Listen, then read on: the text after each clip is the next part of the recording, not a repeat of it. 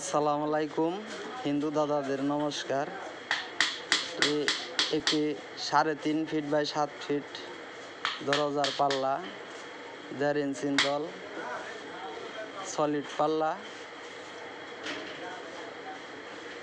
Mahogany কাঠের সাজ varnish করা হয়েছে, যাকে বলে গালা পলিশ। কাঠের কালার যেটা সেটাই উজ্জ্বল হয়।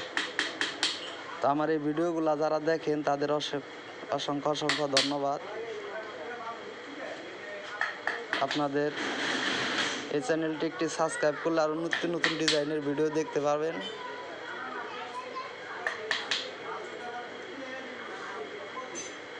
হাতে কাজ করা হয়েছে।